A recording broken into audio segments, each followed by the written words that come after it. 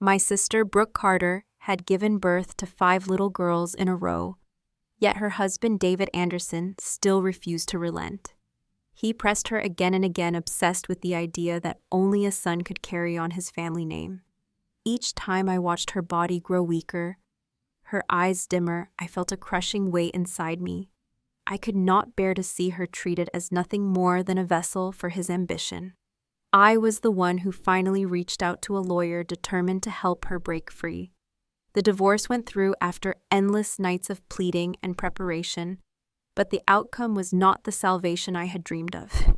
The moment she signed the papers, she placed all 5 children in my arms, left me with their cries and their needs, and without shame or hesitation, slipped back into David's life, secretly remarrying him as if nothing had happened. When I confronted her, begging her to take back her children, Brooke pushed me away with words that cut deeper than any blade. She shouted that I should stop interfering, that I should leave her alone to try again for a son. My chest burned with rage and disappointment. In that moment, unable to endure the injustice any longer, I brought the children back to her door. Instead of guilt, I met her fury. She jabbed her finger at my face, calling me ungrateful, calling me a traitor to family, twisting the truth until I was cast as the villain. The shouting escalated until her body gave way under the strain. That night, she lost the child she had been carrying, and while her life unraveled, David turned his venom on me.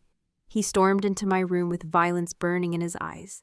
He cornered me, tried to finish what anger had started, and in the chaos, I felt death brush so close it left a mark on my soul. When my eyes opened again, the world had shifted. I was no longer lying in a hospital bed.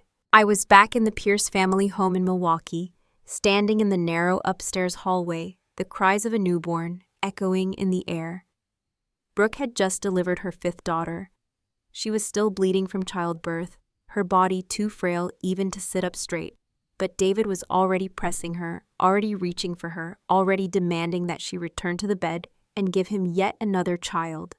He wanted a 6th. I looked at him then with a calmness that must have startled him. I smiled faintly and said in a voice like ice, "You only want 1 son, David. That hardly seems enough. Why not demand 5 boys in a row? Then you might finally feel satisfied." My words dripped with the bitterness of 2 lifetimes, though to him, they must have sounded like mockery. Brooke trembled. Her voice cracked as she whispered to me, "Katherine, I am still bleeding. I cannot even stand. Does this mean he no longer loves me?" That question pierced me deeper than the knife he had once wielded against me. The memory of my past death, the weight of his betrayal, the endless nights of exhaustion caring for children that were not mine, all surged through me. I pressed my nails into my thigh, digging until pain shot through my skin. The pain was real, sharp, undeniable. This was no dream. I had truly been given another chance. In my first life, at this very moment, I had been too hot-headed, too naive. I had rushed at David with fury, demanded that he stop, shouted that he was cruel, that Brooke was a human being and not a breeding machine. He had laughed in my face. He told me it was none of my concern that Brooke was willing that I should stay in my place. Brooke herself had stood behind him, crying silently, too afraid to speak against him, too lost in her own weakness to defend herself. In desperation, I had gathered our relatives, forced the issue into the open, and only then did we manage to bring her back to the Pierce home. My mother and I nursed her through her month of recovery. We cooked for her, washed her, held her children when she was too frail to lift them. We clung to hope that time would heal her. When the doctors at St. Mary's Hospital in Milwaukee delivered their verdict, the truth nearly shattered her. Severe uterine prolapse, dangerously thin. Walls of body on the edge of collapse. At least 2 years of rest, they said, before she could even dream of bearing another child. Brooke buried her face in her hands and sobbed until her body shook. That night, David came again. He sneered at the diagnosis, refused to accept it. To him, doctors were irrelevant, medicine was an inconvenience. He said the young must hurry, that children must be born quickly, as if her body were a factory he owned. When my family refused to hand her over, he stormed out swearing we could not keep her from him forever. From that night forward, my parents and I began the long campaign to persuade Brooke to leave him. I found her a lawyer with the highest win rate in Milwaukee County. I begged her to be brave to reclaim her life. After months of hearings and signed papers, the divorce was granted. Custody of all 5 girls fell to Brooke, which did not surprise me. The Andersons had never hidden their disdain for daughters. To them, girls were burdens, not blessings.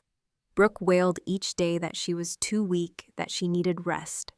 My parents were aging, their bodies failing, so the burden of her children fell squarely on me. By day, I worked long hours scraping together money to keep us afloat. By night, I returned to soothe hungry mouths and fevered foreheads. I lived in a cycle of exhaustion so deep, I sometimes thought my bones might snap beneath its weight. Brooke slipped deeper into her own selfishness, while I hovered on the edge of despair. There were nights I longed to abandon everything to walk out and never look back. But each time I saw the 5 little girls curled together in sleep, their faces innocent, their small hands reaching for comfort, my resolve hardened. I could not fail them. I endured each day, each hour, waiting for the promise that once Brooke regained her health, she would reclaim her role as their mother. That promise never came. Instead, she drained the last of our parents' savings, every penny they had tucked away for old age, and disappeared. When I tracked her down following whispers and fragments of rumor, I found her back in David's arms, their reunion sealed with the money she had stolen. She had given it all to him. In that moment, the world tilted. Rage so strong it made my vision blur flooded me. She had not only destroyed herself for his obsession, she had abandoned her children, betrayed our parents, and stripped me of years I could never reclaim. In her blindness, she had lost every shred of responsibility, every trace of dignity. She was no longer my sister in spirit, only in name. It was then that a resolve hardened in me like stone. No matter what happened from that day forward, I would never again sacrifice myself for her. Those children deserved pity, but I too was a human being. Who would weep for me when my strength was gone? Who would hold me up when I collapsed? Every life carries its own weight, and no one can shoulder the burdens of another forever. I returned home, gathered my parents, and told them the truth. Every sordid detail, every betrayal, every cruel choice Brooke had made. Their faces grew pale with grief and anger, but I knew it was better to tear away the veil than to let them cling to illusions. That was the day I chose a different path, the day I promised myself that this time in this life, I would not be consumed by Brooke's weakness or David's cruelty. If my parents wanted to keep raising the children, then I would step away. That was the conclusion I came to after endless nights of torment. To my relief, they supported me, their disappointment in Brooke as deep as my own. Raising 5 children was a crushing burden, and now that even their retirement savings had been stolen, there was nothing left with which to shoulder the weight. I prepared countless explanations in my head, speeches filled with tenderness and excuses, words to soften the wound for the children I had loved as if they were my own. But before I could open my mouth, the eldest of the Anderson sisters looked at me with eyes far older than her years and whispered, "Aunt Katherine, we heard everything." Her voice trembled but carried a determination that broke my heart. She said that if their mother had done wrong, then when they grew older, they would repay me and their grandparents for every dollar spent. One by one, the other girls nodded eagerly, tripping over each other's words, insisting they would write it down like a debt they intended to pay. I could only sigh, overwhelmed by the bitter truth that even in a thorny field, seeds of resilience and hope can still sprout. After long reflection, I decided to return them to their parents. I told myself I had a life of my own, and that no matter how cruel the truth, they still had a mother and father, and I was not bound to carry the role forever. Yet when I brought them back to the Anderson house in Milwaukee, the door remained closed. Brooke stood in the entryway with a triumphant smile and a hand resting on her swollen belly. She declared she was pregnant again, convinced this time it was finally a son. Her joy was sharp and reckless, and she tossed the 5 girls back at me as if they were scraps she no longer needed. She announced brazenly that she would only allow me to raise them if she and David were both dead. Until then, she expected me to keep my distance. The arrogance in her tone ignited fury in me, and soon our voices clashed, echoing off the walls. The air was thick with accusation, and before long, Brooke's face turned pale, her body collapsed, and blood streamed down her legs onto the floor. My heart seized. I fumbled with my phone, calling for an ambulance, begging the operator to send help to St. Mary's Hospital. But despite every effort, the child inside her could not be saved. The doctors explained it clearly. Her body had not recovered, her womb too fragile to hold another pregnancy. But Brooke would not hear it. She turned her grief into venom and spat it all at me. She told everyone I had pushed her too hard, that my words had cursed her, that I was the reason her unborn son had died. In that moment, I thought perhaps she was right. Perhaps the fault was mine for interfering, for daring to believe I could rescue her from herself. That night, as the sterile lights of the hospital glared down, David came storming into the ward, his face twisted with madness. A knife glinted in his hand. Before I could speak, before I could plead my case, the blade slashed through the air and tore into my arm, severing flesh with a brutality that made the room spin. Blood poured down my body as I stumbled backward. And there stood Brooke, my sister, not rushing to shield me, not even flinching. Instead, she pointed her trembling finger at me, her voice raw with hatred, screaming that I was the wicked woman who had killed her son, that David must take revenge. Panic ripped through me. I turned to run, but David's boot struck my ribs, sending me sprawling across the floor. My limbs failed me, my body crumpled. Pain radiated through me like fire, leaving me writhing and gasping. Brooke's laughter cut through the haze. She stood at David's side, smiling as my body bled. Blow after blow fell the knife, plunging again and again. I lost count of the strikes, only knew that each one carved deeper into me, into bone, into marrow, until even my soul felt split apart. Through the blur of blood and terror, I saw David's figure towering above his knife, dripping scarlet. He turned then slowly, deliberately toward Brooke. His voice was guttural, animalistic. He roared that even she had failed him, that she had not been able to protect his son, that she was as worthless as the daughters she bore. Then came her scream, sharp enough to pierce through the fog clouding my mind. She called him insane, cursed him, but her defiance melted into pleading, into sobs that begged for mercy. Moments later, silence swallowed the room. My eyes closed, my strength slipped away, and death wrapped me once again in its cold embrace. But fate was cruel and strange.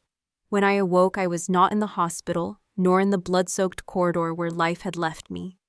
I was back again at the moment Brooke had just delivered her 5th daughter. History had reset itself, dragging me to the instant when everything had begun to unravel. This time, though, my heart was armored. I would not make the same mistakes.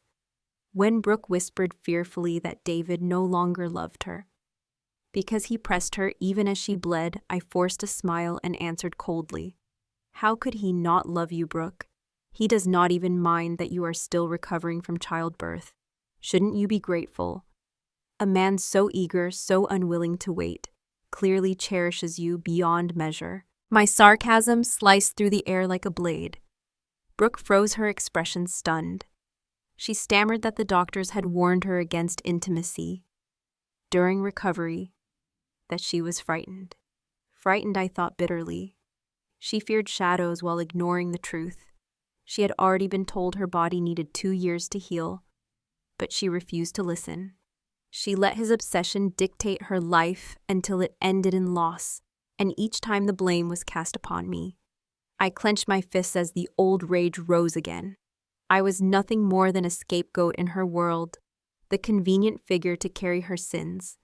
Fear, weakness, excuses, these had defined her entire existence.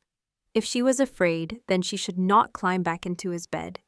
If she wanted relief, she could beg him, cry to him, plead until his temper softened. Perhaps he would grant her mercy, perhaps he would not. But I knew her well enough. Brooke Carter would always falter, always hesitate, always let others decide her fate. She would never stand firm, never choose for herself, and I was done bleeding for her choices. Brooke Carter had always lived by one rule: let someone else bear the weight of her choices. Whenever life disappointed her, she never looked inward. In her eyes, every mistake, every disaster, every broken dream belonged to someone else. Years ago, when our entire family begged her not to marry David Anderson, she ignored us all. Nothing we said could shake her determination. At the time, I thought her insistence meant she had grown up, that after so much pain, she was finally ready to take responsibility for herself. I was naive. What she called decision-making was nothing more than chasing validation from strangers on the internet. A handful of anonymous voices typed encouragement, and she rushed to obey, convincing herself she was following the will of her so-called fans. She let faceless crowds dictate her life, then blamed the world when the consequences arrived. I watched her now with half a smile, half a sneer, unable to hide the contempt rising inside me. Her face burned red. She stammered that perhaps she wanted it too, that maybe she longed to please David regardless of the danger. I nearly laughed out loud. Did she even hear herself? She was ready to gamble with her own life for his obsession. Did she not realize she had no right to throw away her body like trash? She had borne 5 daughters already. If anyone should know the fragility of her womb, it was her. I remembered bitterly how in my first life she had resented me for dragging her away, for daring to sever her chance at intimacy when her body was not yet healed. She had lain in bed for months afterwards, seething with hatred toward me. Now she looked at me again, eyes filled with hope, desperate for me to give her permission to offer the words that would justify her recklessness. I stared back cold as stone. I have never given birth, Brooke. How could I possibly know what your body can handle? You have delivered 5 children already. Shouldn't you know better than anyone? Her face faltered. She whispered that even after childbirth, she had given in to David, but this time the doctors had been stern. They had forbidden it completely. She pleaded for me to help her decide to share the weight. My chest tightened with disbelief. She had finished school enough at least to understand the basics of health, yet she stood before me as though she had never learned a thing. Was it ignorance or simply a refusal to accept the truth? I reached for my phone, pretending to glance at the screen. The office is calling. I need to head back for overtime. I turned as if to leave, but her hand shot out, clutching mine with a desperation that reeked of fear. "Katherine," she whispered, "you know I have never been as clever as you. I dropped out early, worked in a factory, struggled while you finished school. You know I have always been slow."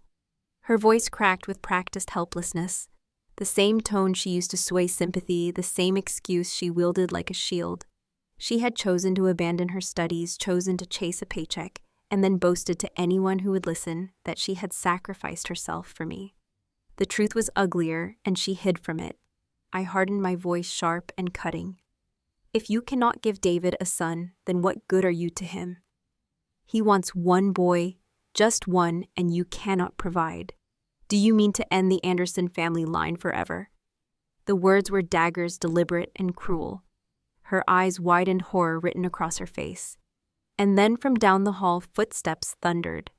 David's mother appeared, her expression twisted with fury. She seized Brooke's wrist in a grip so tight it left white marks. Her teeth ground together as she hissed, "No, son, that is not an option. If you dare deny him, I will tell David to beat you until you obey." Brooke's gaze shot to me, wide with terror, silently begging me to step in to defend her. But I only sighed. "Auntie," I said softly, "I may be Brooke's sister, but this time I agree with you completely." Brooke's body stiffened, her head shaking violently as though she could undo my words. "No, it is not like that. I love David. I am willing. I want to give him a son." Her desperate denial softened her mother-in-law's rage. The older woman's glare lessened, though her suspicion still burned. I smiled sweetly, tilting my head. "Forgive me, Auntie," I spoke carelessly. "Brooke longs more than anything to give your family a son." The woman's eyes narrowed then with no warning, Her palm lashed across Brooke's face. The slap echoed through the room. Brooke staggered, her cheek burning red, her eyes flashing with shock and humiliation. She turned on me with a glare so venomous it could have scorched the floor. She wanted to claw at me, to shred my skin with her nails, but I met her gaze without flinching. My voice was calm, almost gentle. David treats you well. You two should be happy together. If you truly do not want another child, then you should tell him plainly. Of course I knew the truth. These words were barbs disguised as kindness, each one pushing her further toward the pit she had dug herself. Her mother-in-law's face grew darker by the second, veins rising on her forehead. Brooke shook her head furiously, crying out, "Mother, do not listen to her. Of course I will give this family a son. I dream of it every night." The moment she finished, she raised her hand as though to strike me, but I caught her wrist mid-air. My grip tightened until she winced. "Sister," I said softly, I spoke in anger earlier. "As long as you find joy in David's arms, I can endure a little humiliation." Her face flushed scarlet, her body trembling with rage, but her strength had long since drained away. She pushed feebly against me, but I did not budge. Her voice cracked as she shouted my name like a curse. I only smiled faintly. Yes, perhaps I was mad. Mad enough to fight back after a lifetime of submission. Mad enough that even if the world saw me as the villain, I would bite down rather than be devoured. I let out a weary sigh. If that was what Brooke believed, then there was nothing left for me to say. I truly was losing my mind. She stared at me in shocked disbelief, filling her eyes. When I released her wrist, deep purple bruises bloomed instantly across her skin. I muttered that I was busy, that I needed to go, and stepped toward the door. The moment my foot crossed the threshold, a scream ripped through the room behind me. Brooke clutched her wrist dramatically, wailing for her mother-in-law, crying that she must be careful with her because she still had to give the family a son. In that instant, the last mask between us shattered. We were no longer sisters bound by blood. She had made herself a stranger, and perhaps that was for the best. If the veil had not fallen, I feared one day I might lose control and strangle her with my own hands. As I walked out of the apartment building in Milwaukee's worn-down neighborhood, my eyes caught sight of the children. The 5 Anderson girls, the little ones I had once carried through sleepless nights, stood in a crooked line outside. Their clothes were patched in stained fabric so thin it seemed to melt into their small bodies. Dirt streaked their legs and arms. My chest tightened as I took them in. The eldest girl, barely 10 years old, though she looked 6 at most, held a filthy sack filled with plastic bottles and scraps to be sold for a few coins. Her body swayed under the weight, yet she held steady, one small hand gripping her younger sister's palm. There are people in this world, I thought bitterly, who should never be allowed to bring children into it. To give life without the ability to nurture it is no act of love. It is cruelty disguised as duty.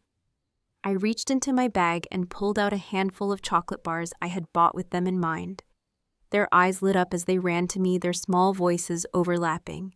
"Aunt Katherine, we missed you so much." Their words tumbled over one another, their joy piercing straight through my heart. The eldest, her eyes brighter than her fragile frame, spoke shyly. "We saved $12.80, Aunt Katherine. We want to buy you ice cream." My throat tightened. I handed her the chocolate and gently brushed her tangled hair. The strands were dry and brittle, scratching my hand like straw. She was 10 years old, yet so frail she seemed as if the next strong breeze would blow her away. I pulled a small bundle of bills from my pocket, the money I had set aside for them, and told them it was my treat. The children cheered, circling me in joy, their laughter ringing against the gray walls of the housing complex. Pulling the eldest aside, I pressed $500 into her palm. My voice was low, almost a whisper. "This is for you, but you must hide it. Do not let the adults see. Protect your sisters. Use it wisely." I knew her spirit, her determination. She would guard the money, stretch every cent, and shield the others as best she could. I hated their mother with every fiber of my being, but these children, I could not hate them.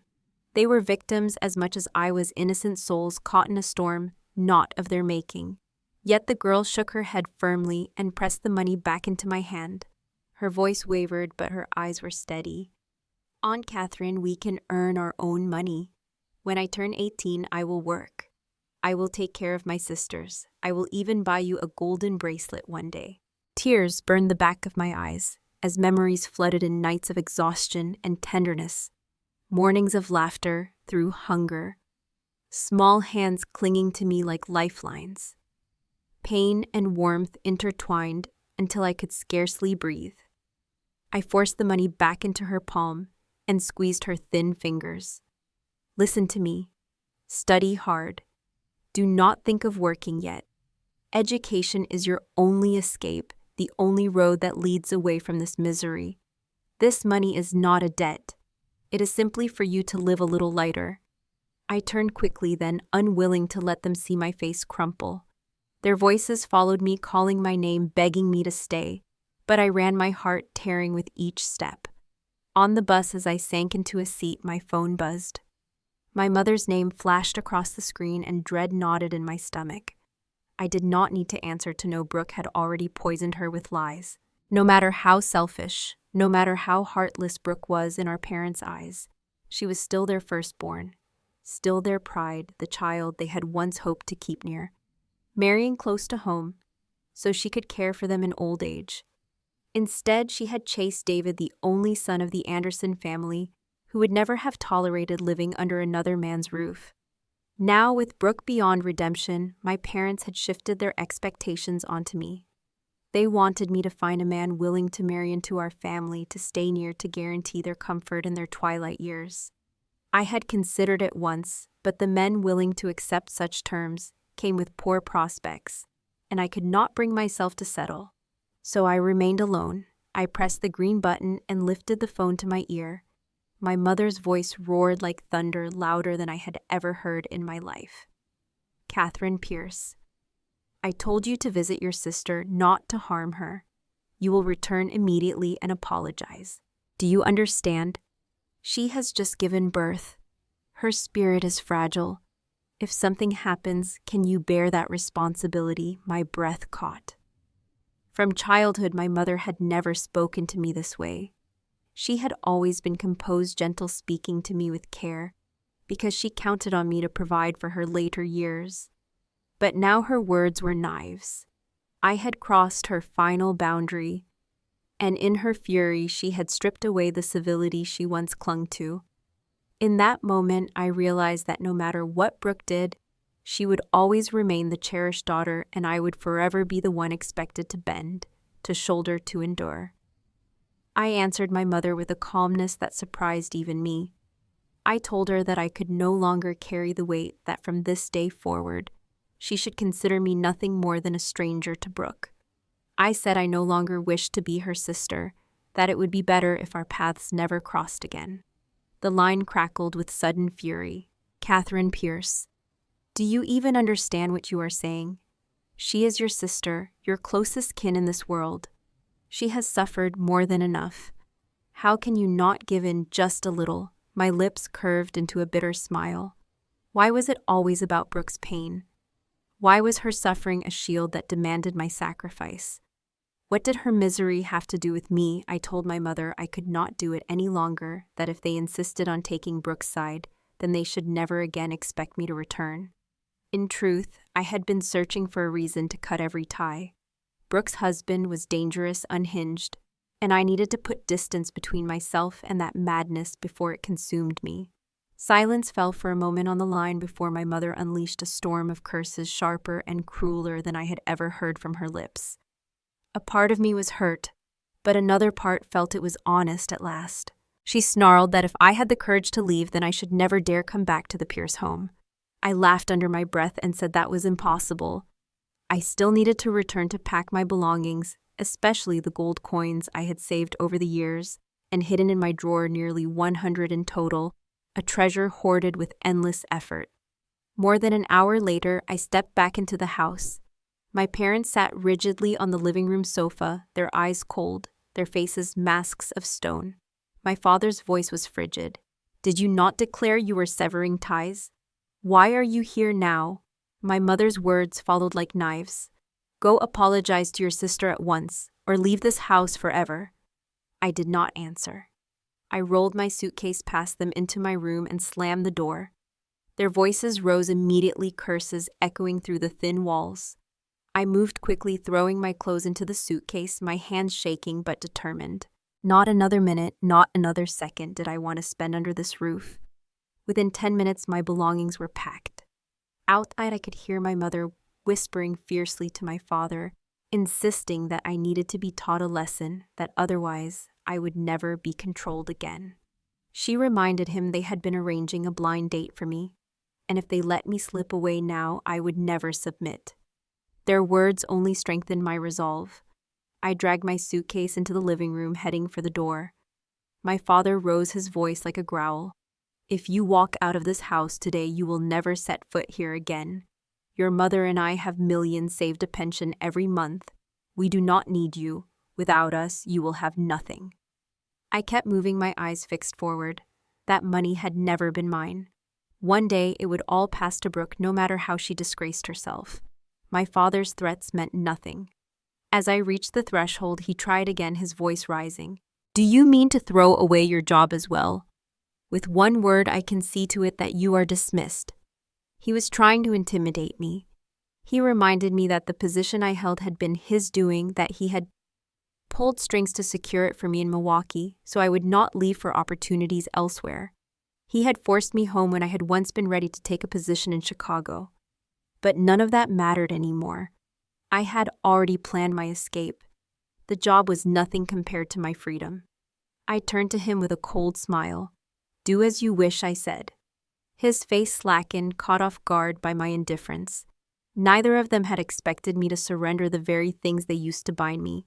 I pulled the suitcase behind me, past them without hesitation, and stepped into the night air. The next morning, I walked into the office and handed in my resignation.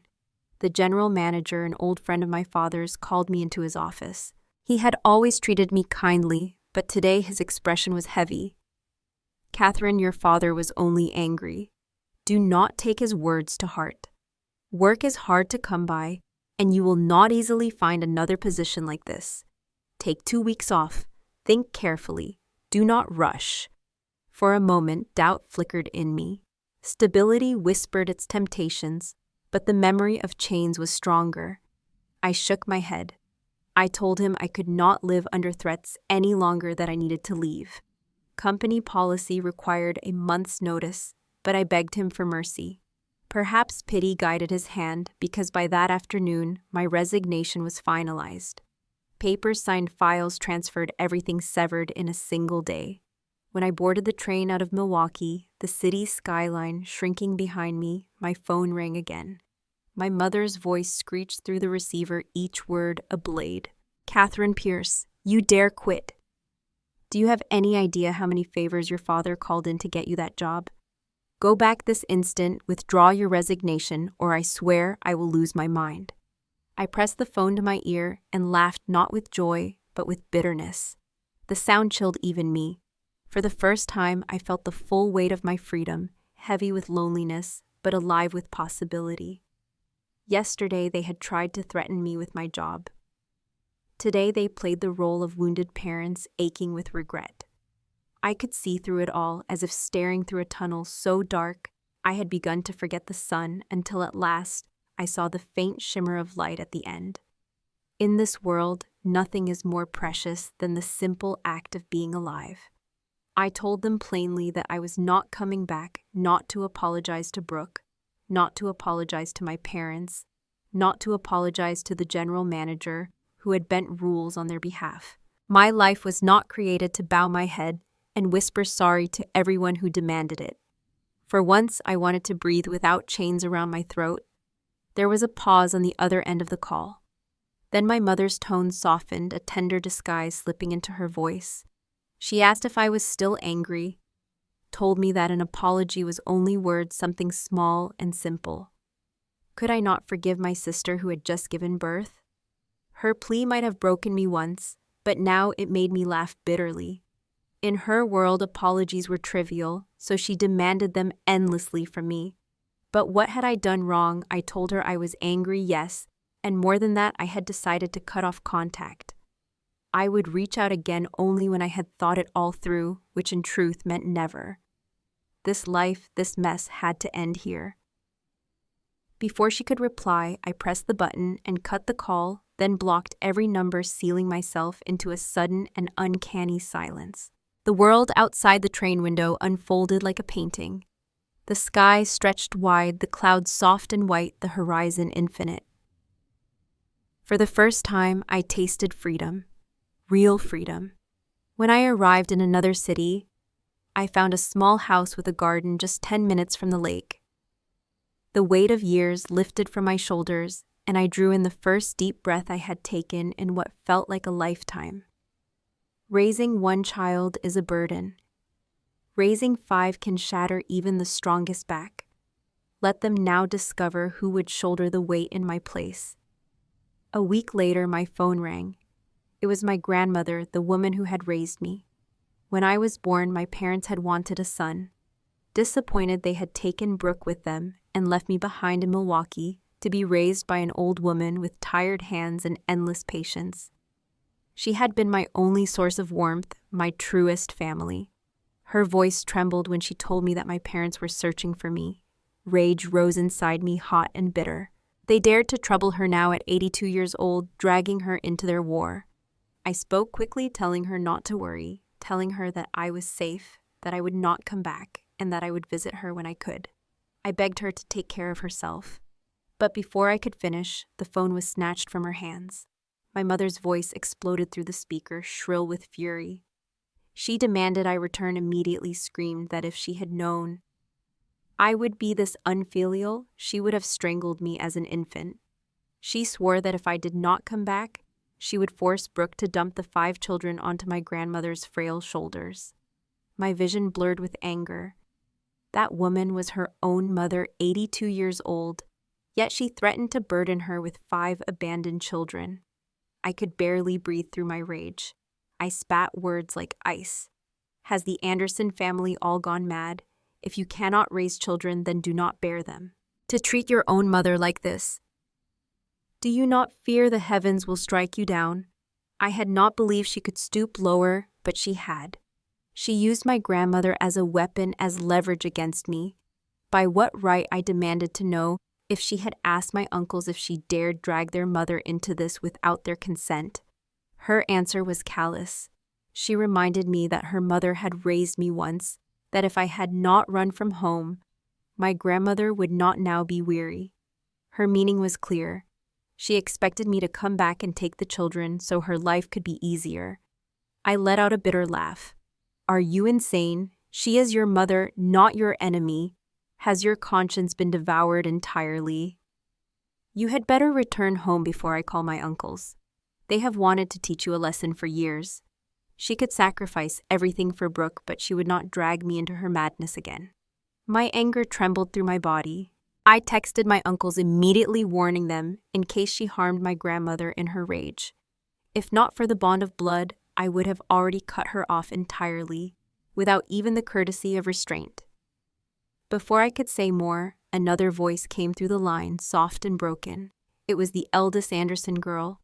Her voice cracked as she sobbed into the phone. Aunt Katherine, our parents do not want us anymore. We have eaten as little as we can.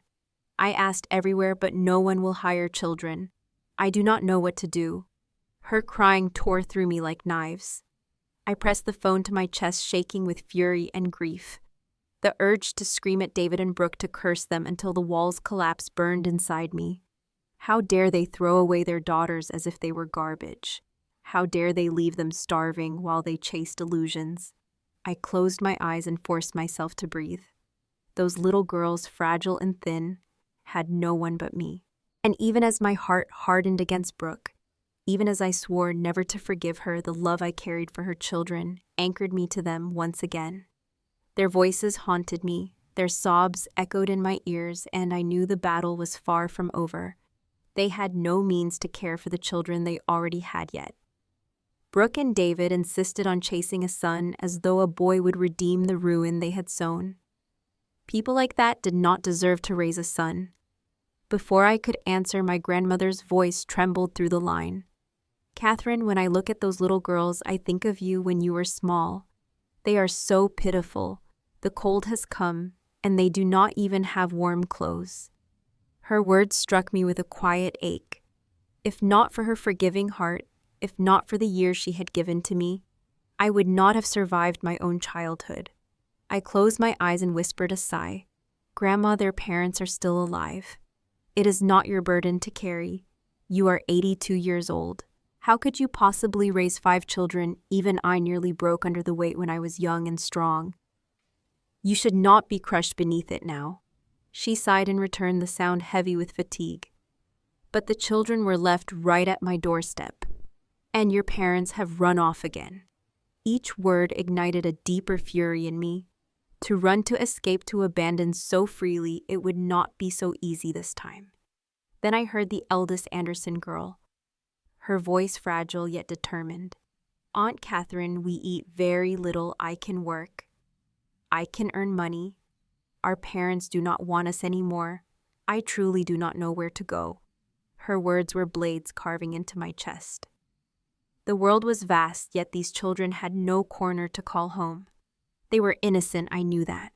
But what about my grandmother? What about the Katherine of my first life, who had been drained until death by the same weight, now threatening to crush me again? If I took this burden once more, would I not betray the girl I used to be? David and Brooke were not dead. They had made these children, and they should be forced to face what they had done. No one could reason with them yet. I refused to stand in their place again. I drew a deep breath and steadied my voice. "Sweetheart, you know your parents better than anyone. Grandma is too old to manage you all. But your mother's mother, your other grandmother, she is still young, she is your blood. If your parents do not care for you, then she must.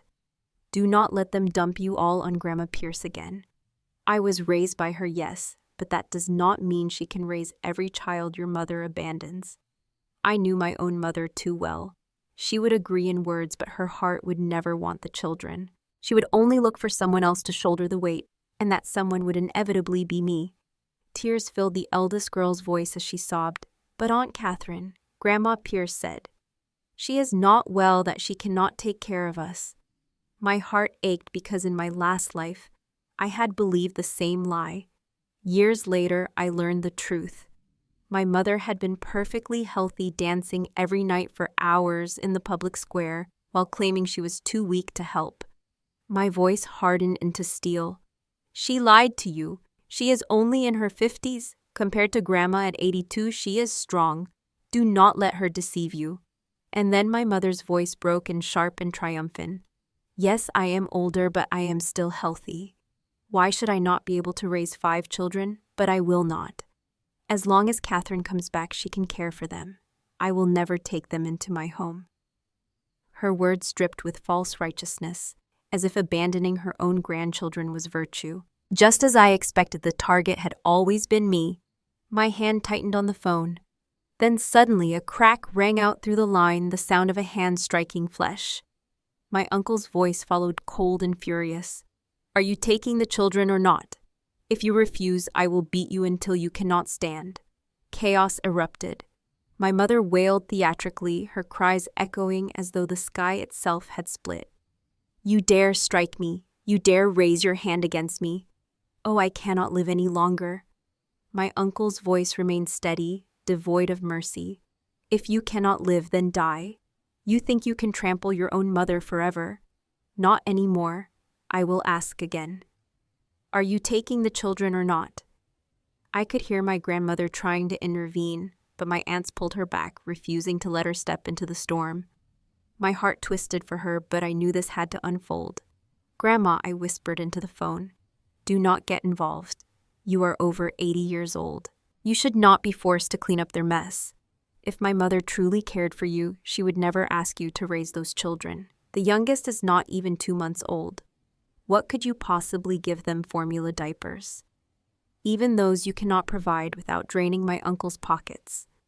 Do not let them do this to you." My grandmother said nothing. I knew my words cut her. But if I did not wound her now, she would only soften again, forgiving what could not be forgiven. 2 more sharp cracks broke the silence, echoing through the line like thunder. My breath caught, knowing what they meant. My uncles had stepped in with the force my mother had never expected. For the first time, perhaps, she was facing the consequences of her cruelty. I leaned my head against the cold glass of the window, the phone still hot in my palm. In that moment, I felt no triumph, only a sorrow so deep it threatened to drown me. Family should never come to blows yet. My family had rotted so far that violence was the only language left. My mother's furious shrieking filled the room. My father's weary pleading layered beneath it, while my uncle stood firm and unyielding. Their voices cut like steel. If you refuse to take the children, we will call the police. And from this day forward, do not dare show your face in this house again. Once long ago, my eldest uncle had been gentle with my mother, urging me when I was a child not to hate her, reminding me she was still my mother. But even he had reached his breaking point. Patience runs dry, and no one can endure betrayal forever. My mother only laughed, her tone sharp with defiance. If none of you will raise them, then I will sell them all. Their blood will stain your hands, not mine. You are the murderers. She was truly mad now, willing to cast blame on anyone, even on her own mother, even on her brothers.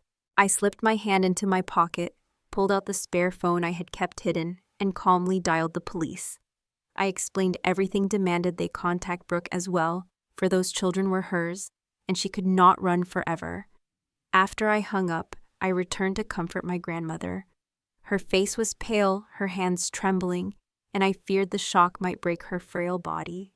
My aunt stayed beside her, coaxing her to sip sweet water, their voices soft as the storm raged outside. Soon, officers arrived. The sight only drove my mother deeper into her frenzy.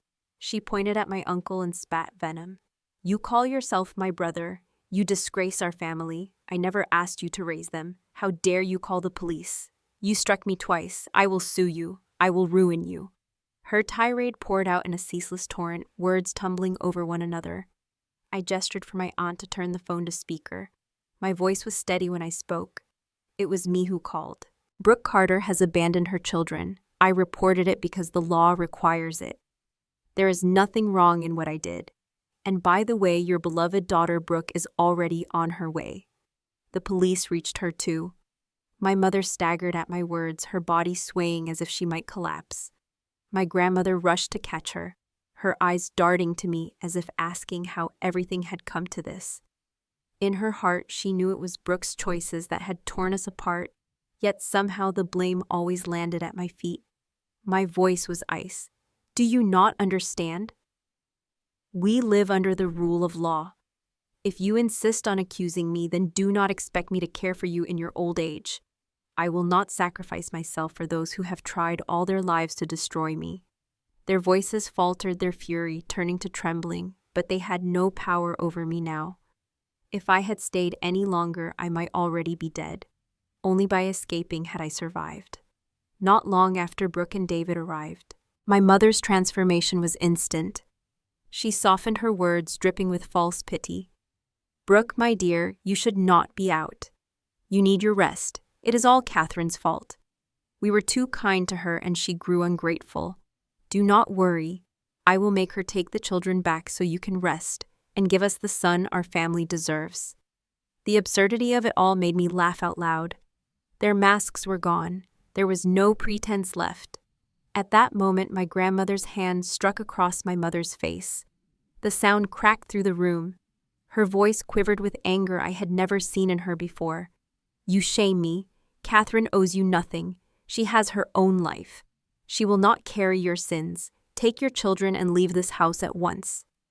My grandmother had never raised her hand before, but now even her patience had been shattered.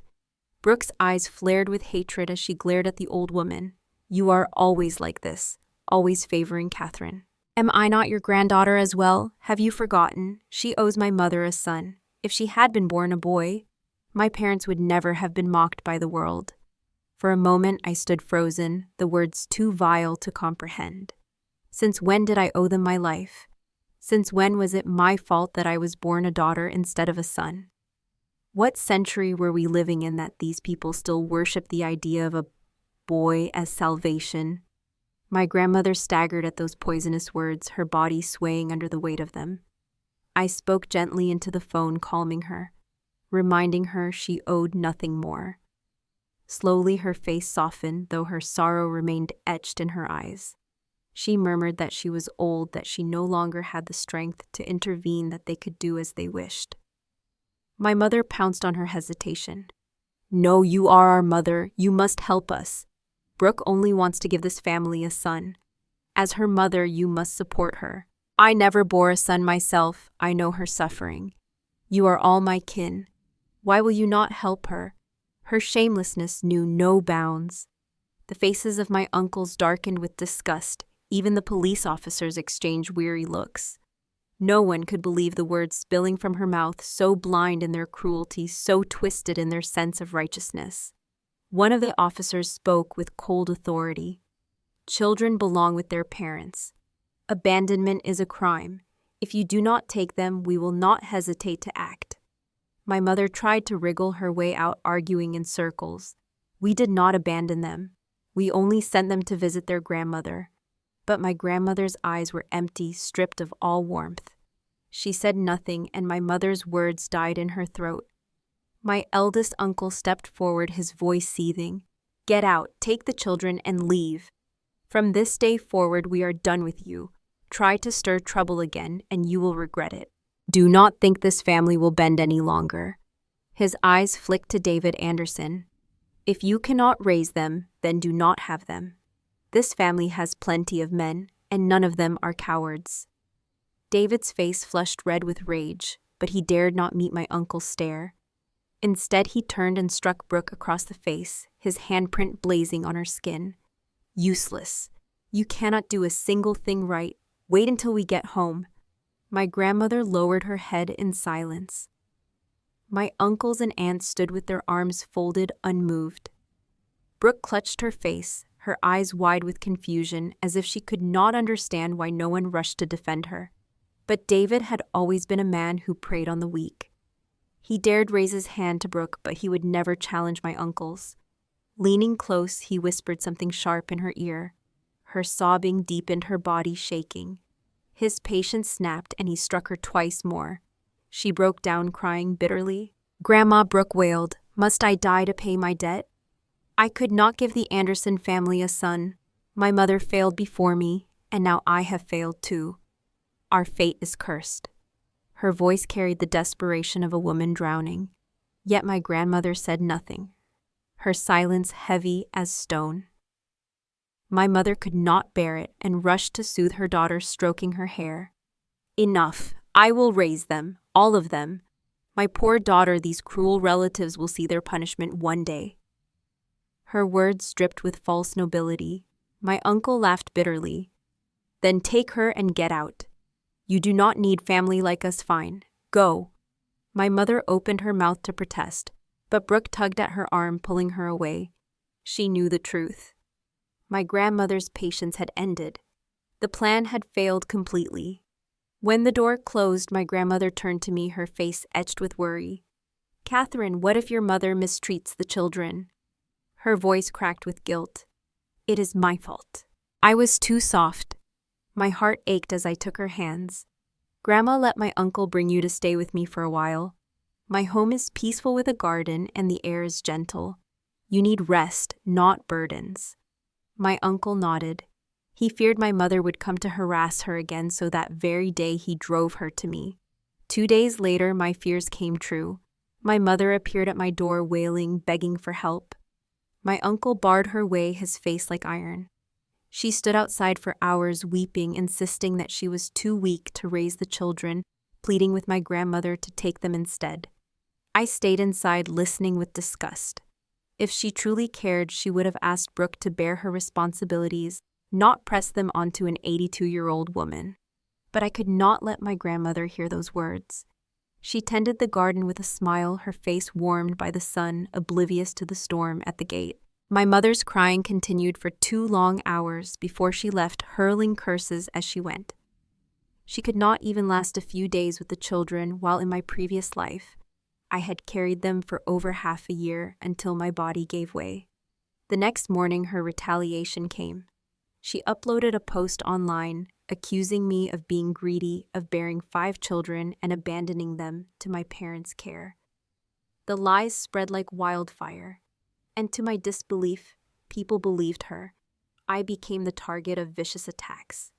My phone rang ceaselessly, messages bombarded me with insults.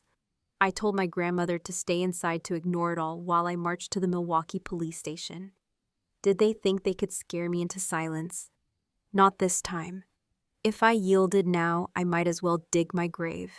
At the station, I explained everything. The officers listened carefully, and I saw a flicker of sympathy in their eyes. They traced the post and confirmed it had been uploaded by my mother. Immediately, they called her, ordering her to remove the post and issue a public apology. She refused, clinging to her pride, even demanding that I return home and apologize to her instead. My lips curled into a cold smile. If I release this report and the full truth online, imagine what will happen to Brooke.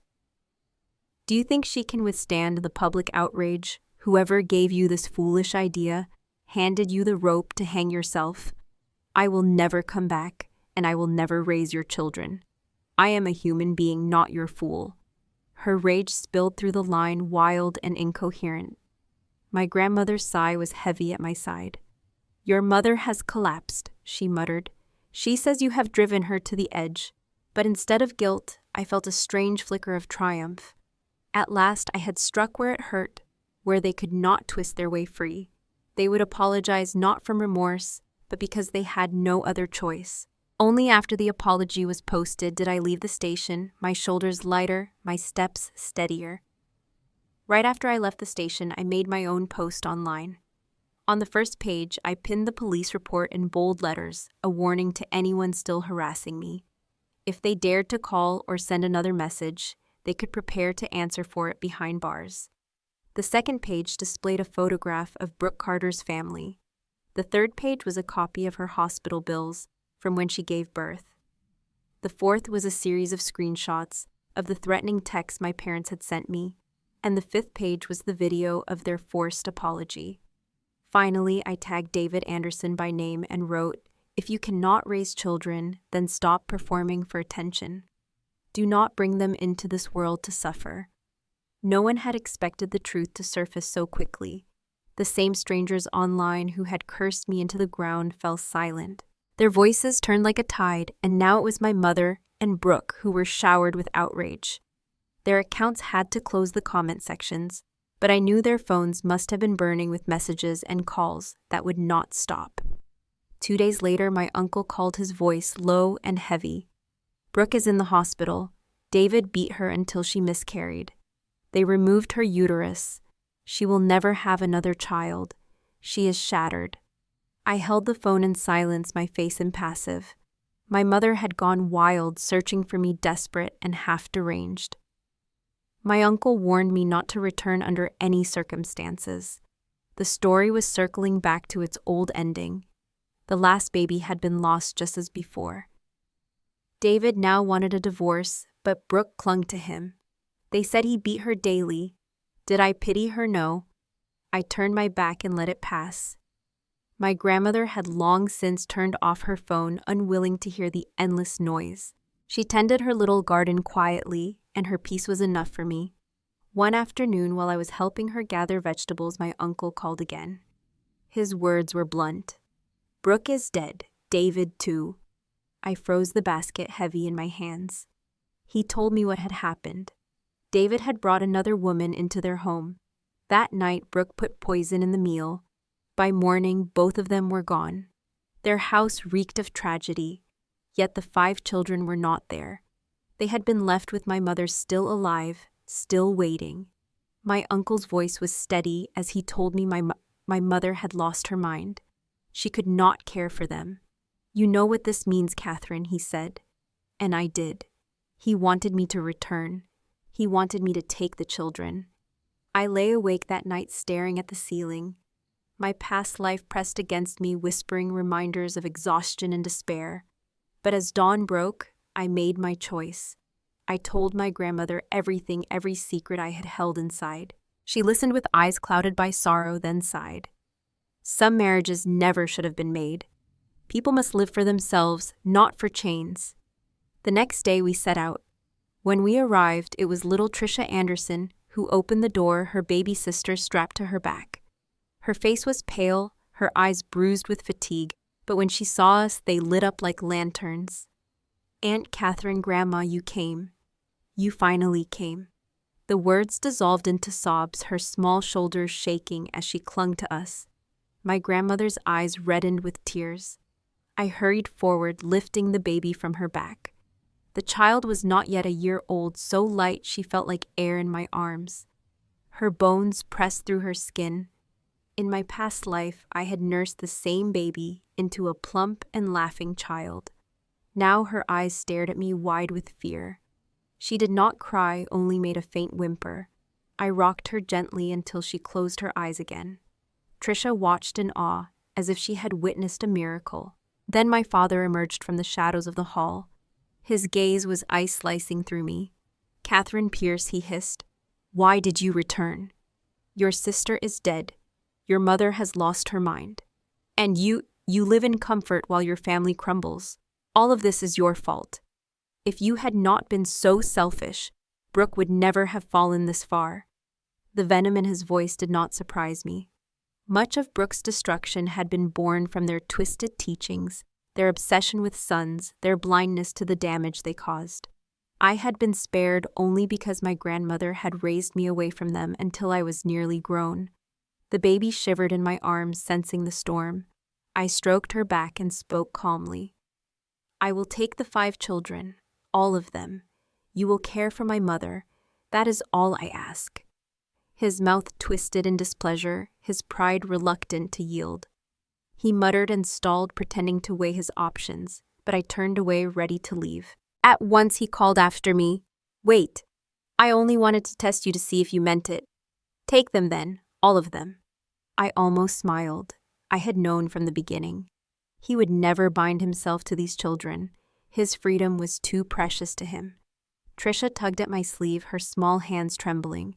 "Thank you, Aunt Katherine. I will help you take care of them. When I grow up and earn money, I will repay you." Her words pierced me, for in her, I saw myself a girl abandoned and aching for someone to stay. I had been lucky. I had my grandmother, and now these children had me. I knelt and looked into her eyes. Then I will wait for that day. I gathered the baby closer, my grandmother clasped the hands of the older children, and together we stepped out into the late afternoon sun. The shadows stretched long behind us, but before us the road glowed golden. A new journey had begun. Thanks for listening. Be sure to subscribe so you don't miss the next videos.